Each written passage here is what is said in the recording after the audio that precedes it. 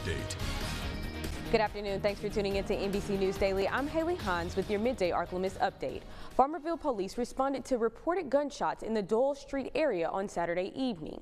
When authorities arrived to the scene, they discovered a male juvenile was suffering from a gunshot wound to his lower extremities. The victim was transported to a medical facility where he was treated for non-life-threatening injuries. The Union Parish Sheriff's Office is investigating the incident. We'll provide more details as they become available on myarklamiss.com.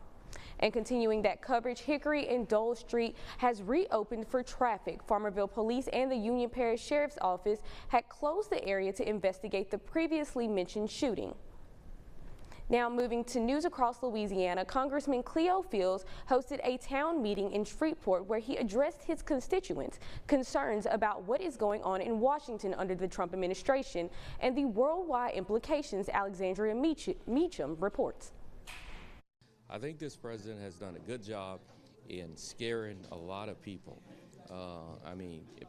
Particularly federal employees. Just a lot of things he's saying is just not the way you run a democracy. You may do it in a dictatorship, but this is a democracy, and we don't elect kings. During a packed town hall in Shreveport Thursday night, Representative Cleo Fields of the 6th Congressional District spoke openly about his thoughts on President Donald Trump's executive orders and Elon Musk's Department of Government Efficiency, known as DOGE. The country now is in mass chaos and confusion. The public really don't understand how one man could have so much power. And the truth of the matter, according to our Constitution, he does not. Most of the president orders I'm absolutely squarely against, because I think many of them impinges upon the powers of the legislature. All of these executive orders will not go into effect because many of them are being challenged in the courts.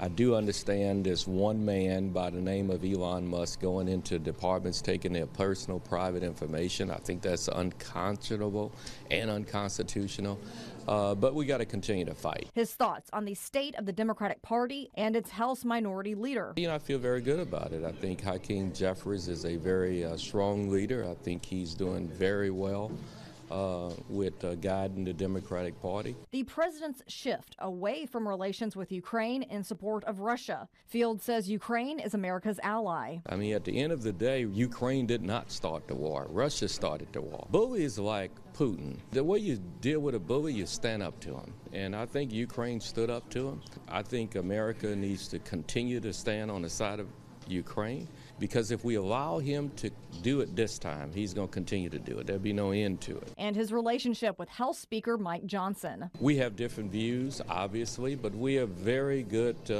friends, and we work together. And that's what it's going to take to move this country forward. And I think the people of this country are going to start looking to the Congress to lead. There may be an absence from the executive branch. And now, exclusive Storm Tracker Doppler weather with meteorologist Chase Ward.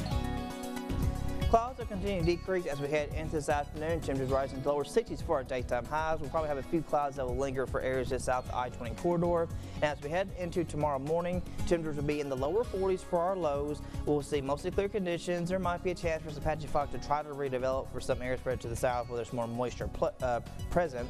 And then as we go into tomorrow afternoon, we'll see kind of a sun cloud mixture, but overall we'll still pick up on a lot of sunshine. The winds are still calm, but they do shift more suddenly, and we'll see temperatures continue to climb. Late front expected Wednesday night going to early Thursday morning, where we could see a chance for a few patchy showers. Tonight, low of 42 Monroe, patchy fog again still possible with these calm winds and moist conditions. And through tomorrow, hitting into lower 70s, mixture of a little sun and clouds, and then the rest of the week, temperatures still trend a little bit above average. Chance of showers on Thursday morning, and we'll fall just to mid-60s for our daytime highs. And then by Friday, we're still in the upper 60s, pushing back to the 70s by the time we head into the start of the weekend. We'll see a few clouds linger back in on Sunday and through next week on Monday. Still in the 70s though, but we could see a round of showers potential Monday through next Tuesday.